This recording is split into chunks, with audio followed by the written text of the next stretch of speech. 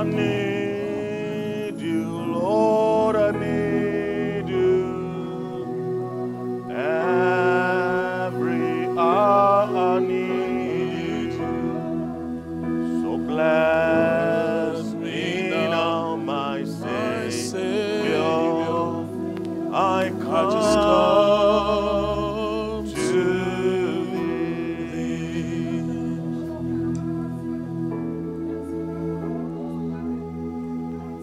Oh, bless us, oh God. Bless us, oh God. We need you. Desperately, oh God, we need you.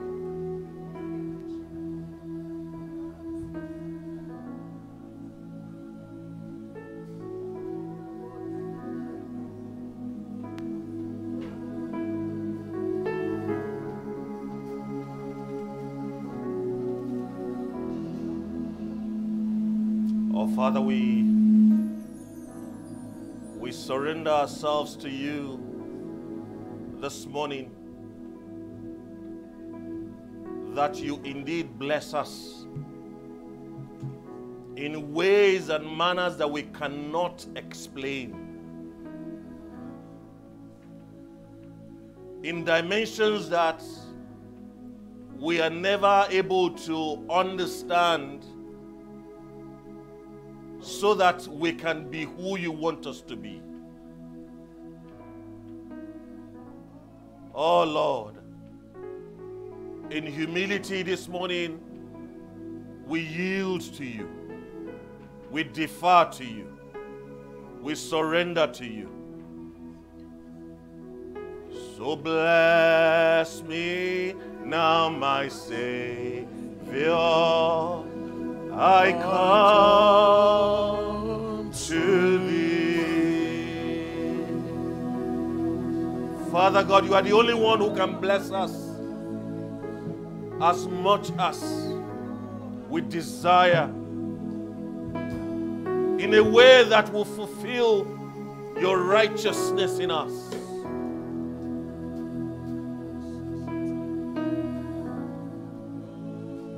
Oh, we yield to you. We surrender to you. We give up the fight. Have your way in me. Have your way in me, oh God. Let that be your prayer this morning. The greatest blessing you can receive of God is that He has His way in you. Is that He has control of you. Is that you can surrender to Him in totality and say, God, have your way in my life. Oh, not the bread and the butter that we thought we could receive of Him. The best and the most awesome blessings to get of God is that He has His way in your life. Let that be your prayer this morning. Lord, have your way in my life. Have your way in me. I give up the fight. I surrender to you.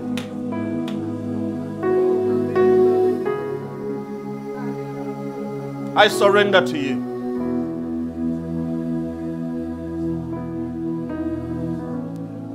Thank you, Lord Jesus.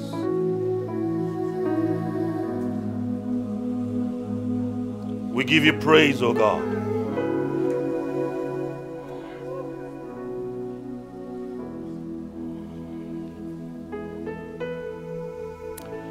In Jesus' mighty name we worship. Amen. Let's be seated in God's awesome presence. In that atmosphere this morning, I want us to go straight into the Word of God. And what I felt God has prepared for us to listen to today is titled, Overcoming Your Limit Nature by the Power of the Holy Spirit. Overcoming your limited nature, beg your pardon. Overcoming your limited nature by the power of the Holy Spirit. That limited nature, can interchange it to also mean overcoming your fallen nature by the power of the Holy Spirit. Let us pray. Father, we ask of you to have your way in our lives. This morning, even as we have taken in that song and yielded to you, O God, Father God, bless us in the dimension that you have your way in our lives more than you have ever had before now, so that access is given to you, so that control you have, so that you are able to do as you will, O God, that we may fulfill the very essence of our creation. Lord God, we ask that every distractions be moved away. I ask this morning that every ears that listens yields unto you in surrender. Father God, let our heart, O God, be geared with grace to hear and to understand. Father God, we thank you because every resistance to the enriching word of God in our lives is broken in the name of Jesus. Amen. Thank you so much. The Father of our spirit, we thank you, we bless you. In Jesus' mighty name we pray. Amen. Amen. You know, at the beginning of life, when we were created, God created all of us to be complete. And we can prove that because the Bible tells us in Genesis 1:27 that he created us in his image and in his likeness. So everything that you could see in God, he impacted and deposited in us.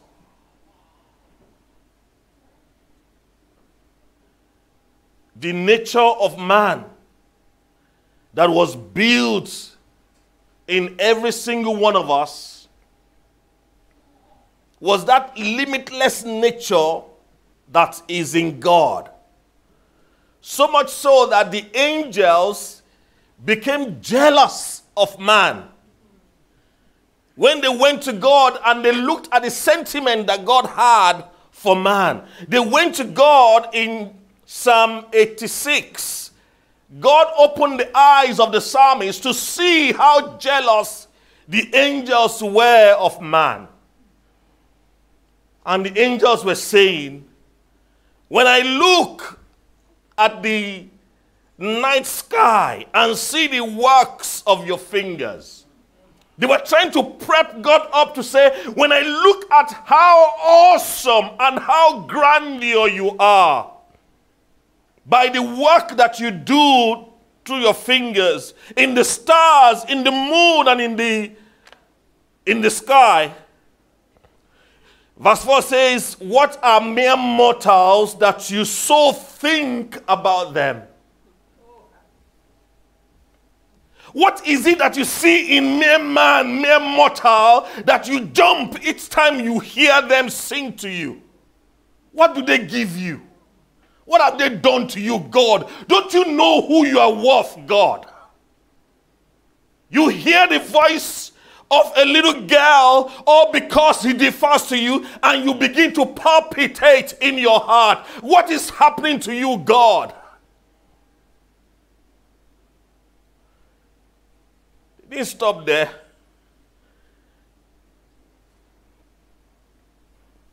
He said, what have you of man, human beings, that you should care for them the way you care?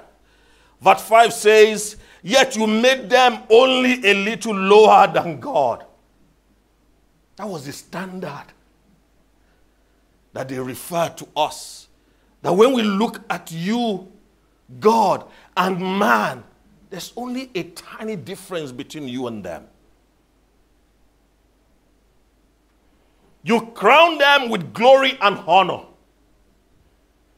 You gave them charge over everything you made, putting all things under their authority.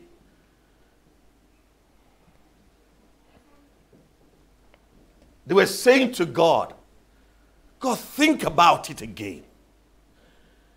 If that doesn't tell you anything, it tells me how much God did for me in creation.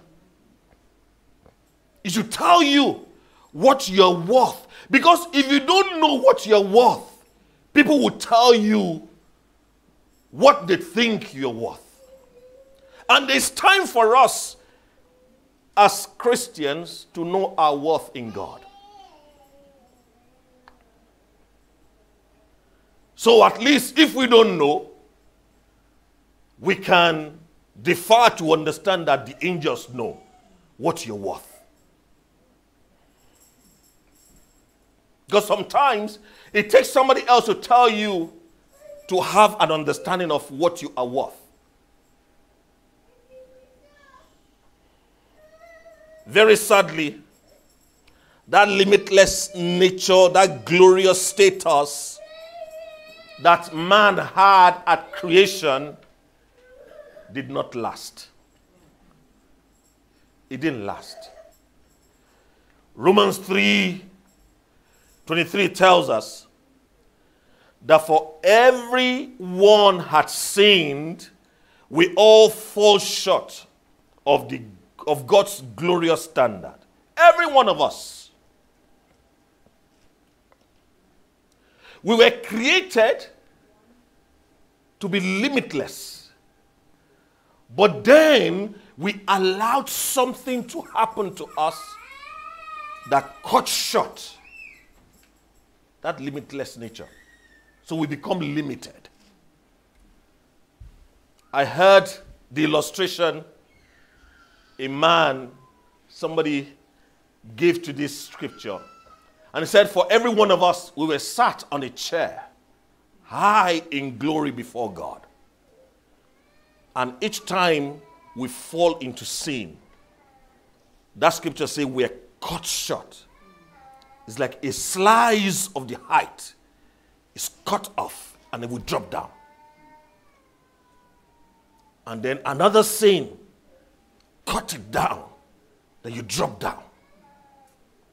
Then another sin, cut it down, and then we drop down.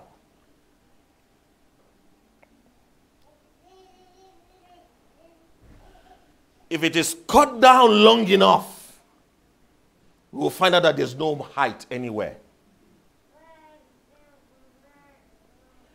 That is the descriptive nature of what happened in Genesis 3, verse 6 to 7. When the Bible talks about at the close of the day, as usual, God came into the garden and looked for man and said, Adam, Eve, where are you?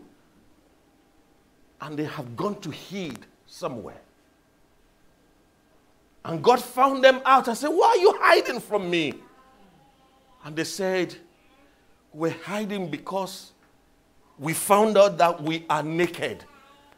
And God asked them, who told you you were naked? How did you find out you were naked? You were never naked.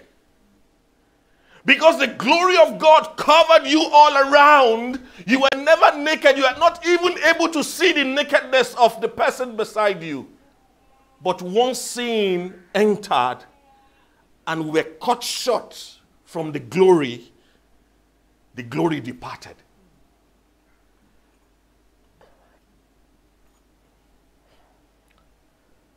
The continuous repetition of Romans 3:23, that is the cutting short of the glory of God in man, is a matter of concern in the life that we live. If it doesn't concern you, it concerns me. If it doesn't concern any of us, it concerns God.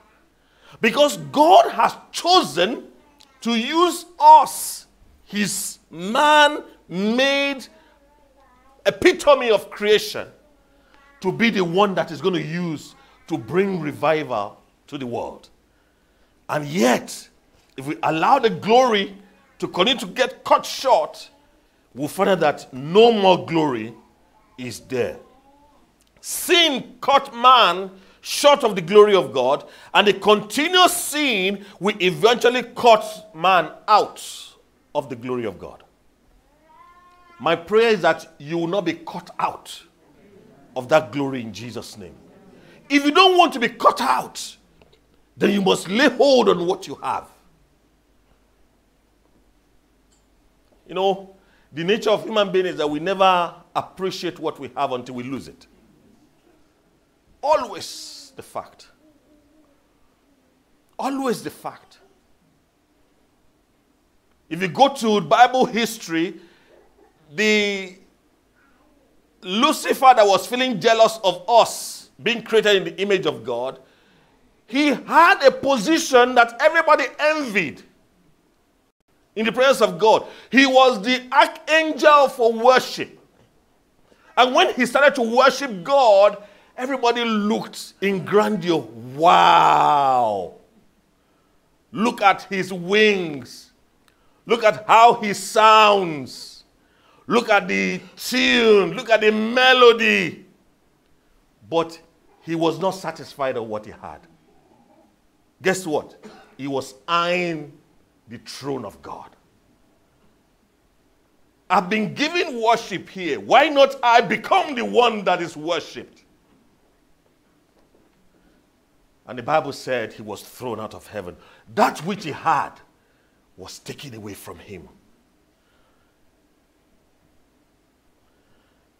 Sin is only supposed to thrive in the life of the fallen man.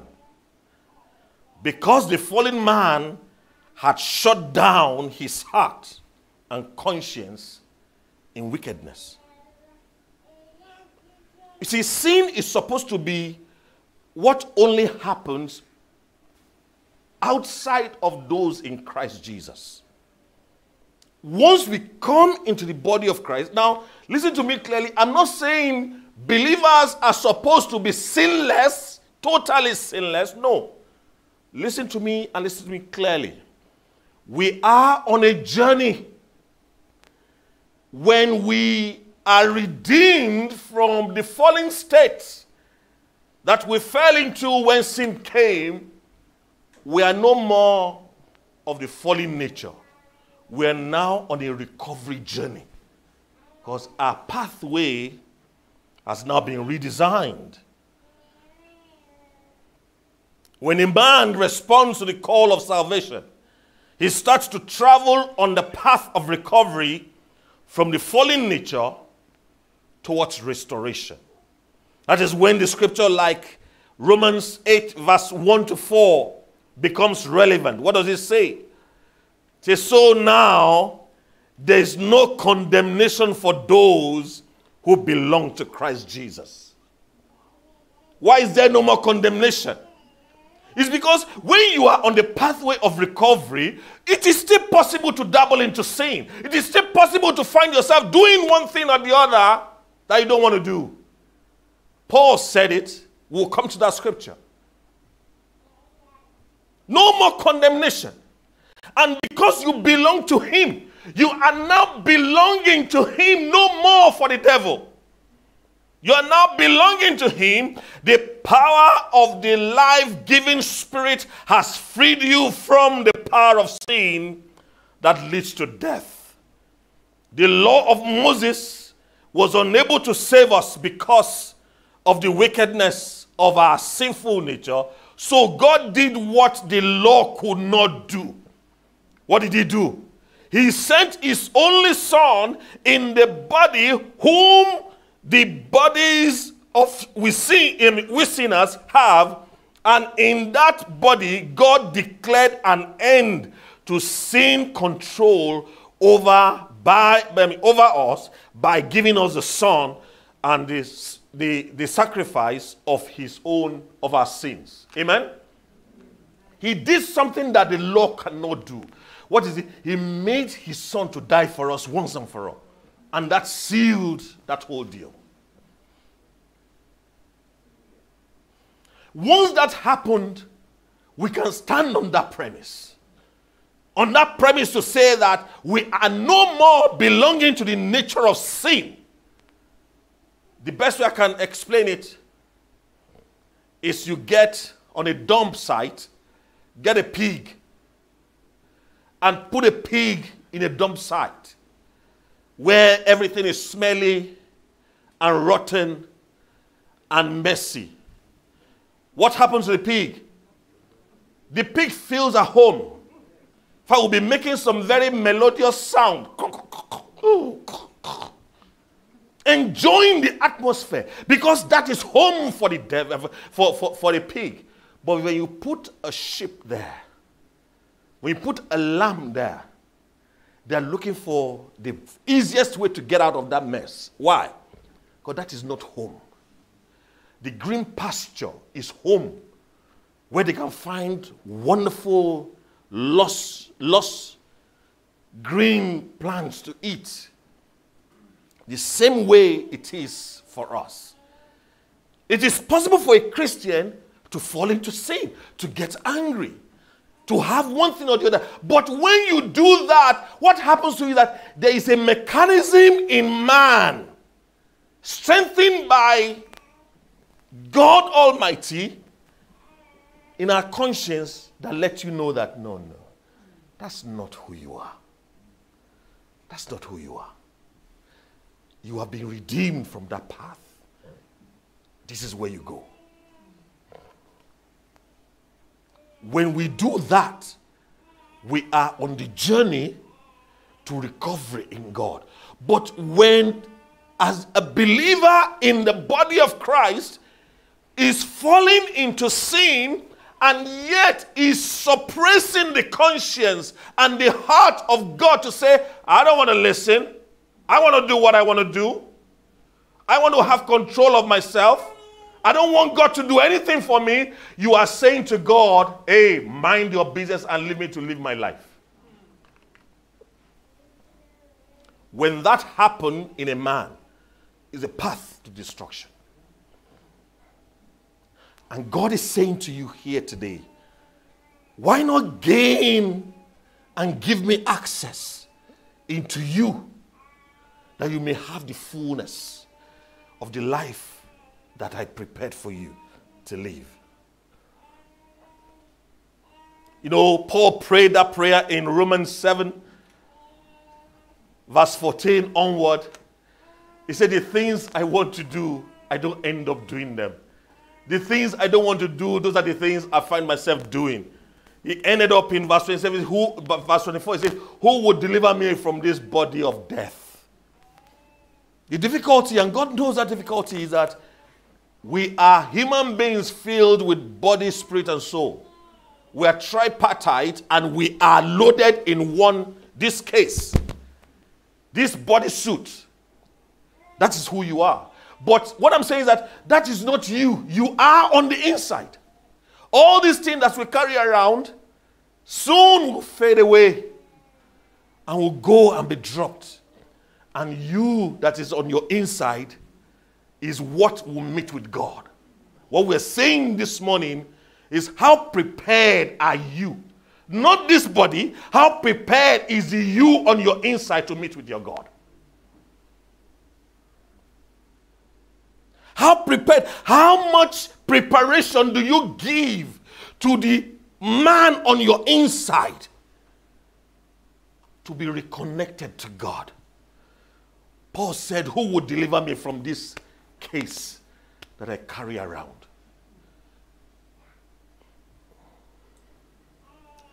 The game changer is to stay focused on restoration and transformation through the power of the Holy Spirit.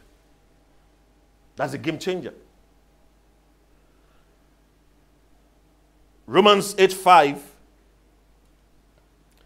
says, those who are dominated by sinful nature think about sinful things. But those who are controlled by the Holy Spirit, what do? They think about the things that please the Spirit. It's a choice. It's a choice. What do you think about? What is it that gain access in your heart? Oh, we all walk on the same street. We see the same thing. But what do you do with what you see?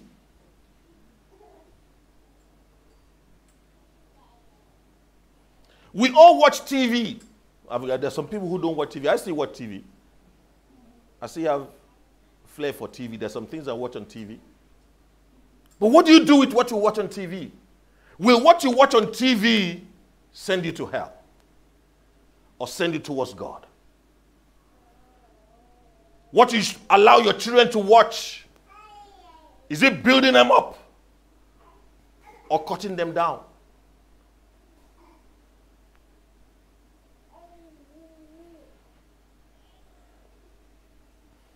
Jesus knew his disciples, and he knew what they were up against after he died and he resurrected. He knew that they were not going to be able to survive what is laid up ahead of them. What did he say to them? He gave them the most amazing counsel that he could give to them. In Act 1, verse 4, say, once he was eating with them, he commanded them. And that command I'm saying to you today, God is commanding you. He says, do not leave Jerusalem until the Father send you the gift he promised, as I told you before. John baptized you with water, but in just a few days, you'll be baptized with the Holy Spirit. Jesus knew that it is impossible for the disciple to survive after his death and his resurrection. He knew it was impossible for them to survive without the Holy Spirit, so he commanded them, you must not leave Jerusalem. If you leave Jerusalem, shish kebab. The same thing I'm saying to you today. Many of us are confronting life without the Holy Spirit. You are doing what you thought you want to do and what you have been called to do without the power of the Holy Spirit. It is not going to happen. You are not built to face life like that. You are going to school trying to study and earn a career in your own grace, in your own strength. I'm saying to you today, because you are a believer, it is not what you have been designed to do. He commanded them. He didn't advise them. He commanded them. He wanted them to know. And that's why we are studying this today. I'm sharing this with you, that it is possible to overcome that limitless fallen nature by the power of the Holy Spirit. We read that scripture about who the Holy Spirit is. In so many versions of the Bible, so many scriptures. In John 14:26, it tells us about the Holy Spirit, that the Father will send another helper, will send another comforter to us. What are the names we call the Holy Spirit? We call him the Comforter, the Counselor, the Helper, the Teacher, the Strengthener, the Advocate. All these are not just titles. They are the functions of the Holy Spirit. And you need him big time. Some of the battles you are fighting, you can't win it. You can't win it.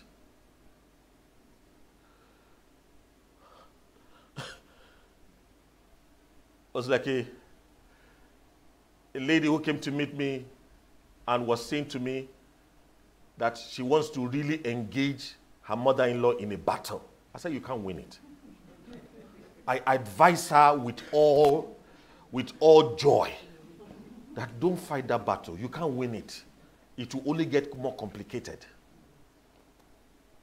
Just get wisdom. The battle of life. There are some battles you cannot win because you didn't ask for those battles. Those battles came to you. Those battles choose you. Go and read it in the life of Paul. Paul said, oh my goodness. He said, there are some, 2 Corinthians 10:13. If that is 2 Corinthians 10:13. Can I have it there? 1 Corinthians 10:13. 1 Corinthians 10:13. It says, the temptation in your life are no different from other people's experience. And God is faithful that he will not allow you to go you don't allow the temptation to be more than you can stand.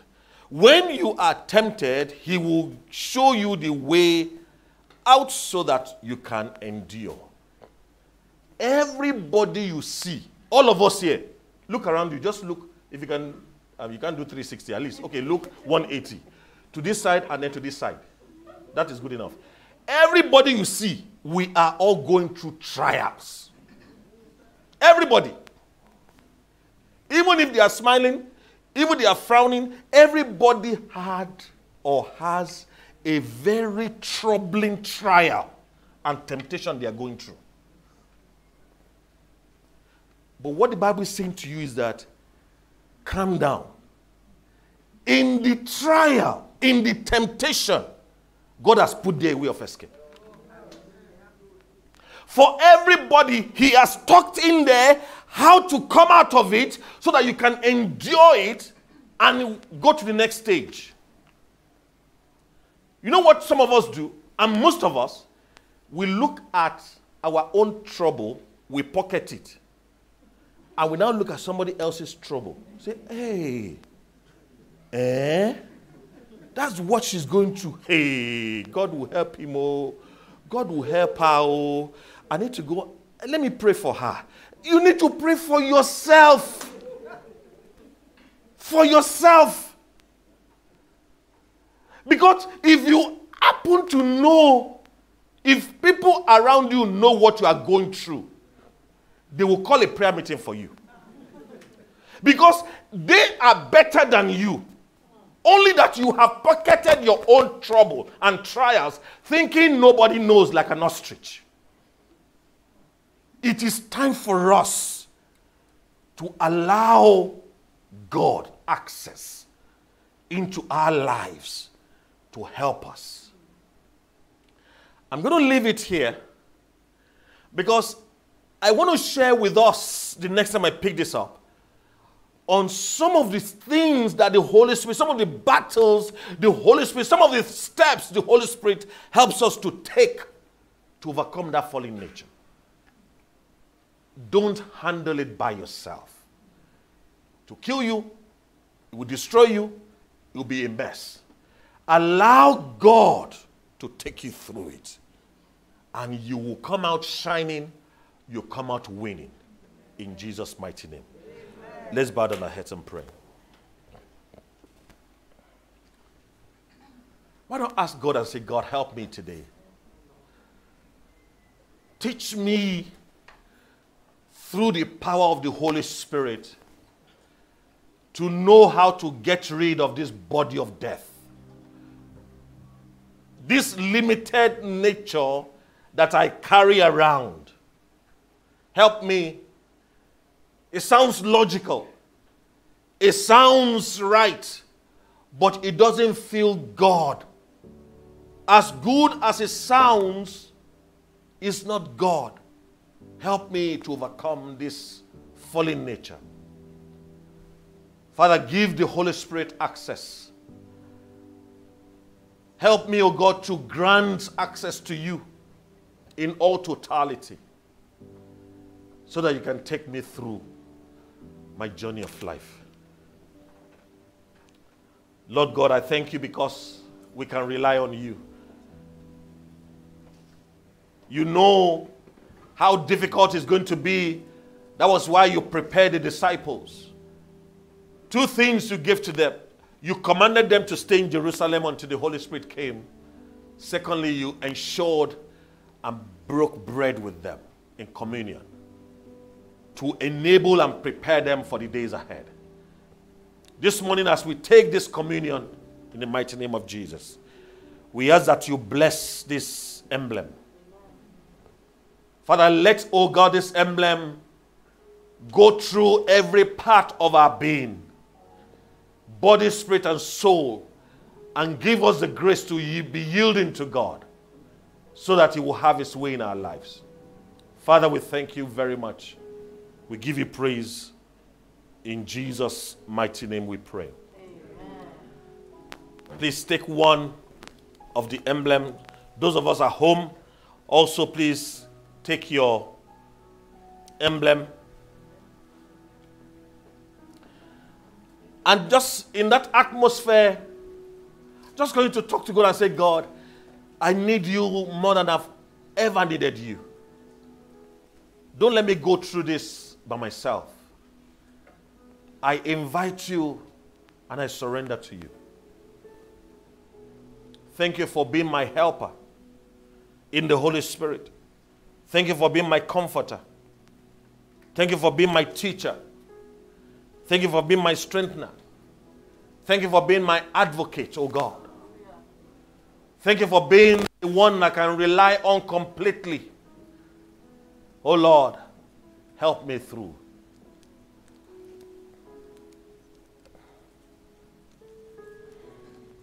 You can just play that song, I Need You, oh I Need You. You might think you are okay. You were okay last week. You were okay 2 years ago. Every day the battle is getting more rife and more dangerous. Why not hide yourself again?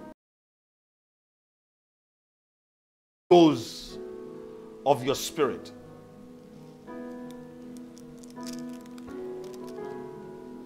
Please take the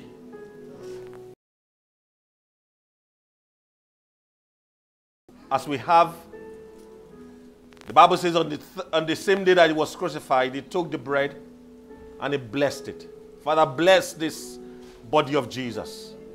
That as we partake in this communion, let our lives, let our being, let our nature in Christ Jesus be reinvigorated, oh God, be re-empowered for new dimensions of your spirit. In the name of our Lord Jesus. Help us not to go through this journey by ourselves. Father God, we beckon on you to help us and teach us all that we needed to know. We give you praise and honor. In Jesus' mighty name we pray. Receive the body of Jesus.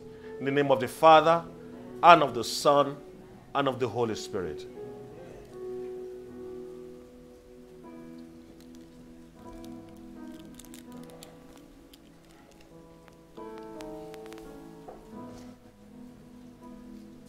In the same way he took the cup, he blessed it.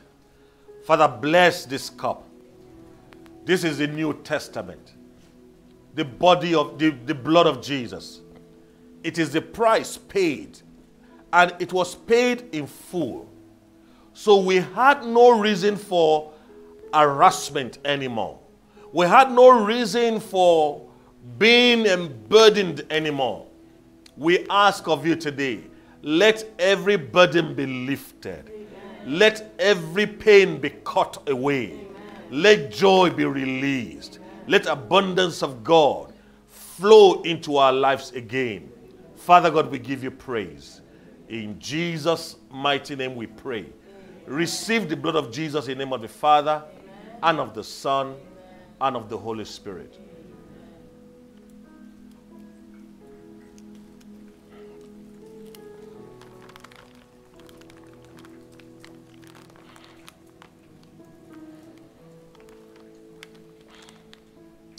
God bless you. I pray that God's mighty hand will continue to work over your life.